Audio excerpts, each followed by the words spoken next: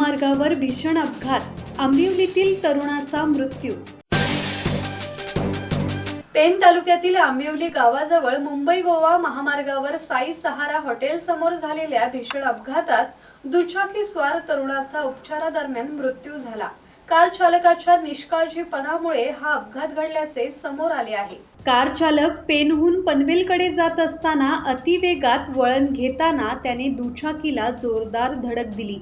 या धडकेत दुचाकीस्वार शुभम पाटील गंभीर जखमी झाला होता।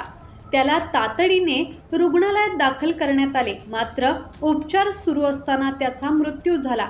या प्रकरणी दादर सागरी पोलीस ठाण्यात गुन्हा दाखल करण्यात आला असून पुढील तपास सुरू आहे।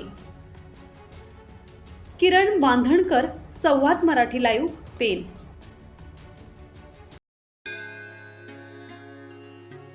श्री गणपती संस्थान महड, तालुका खालापूर, जिल्हा रायगड।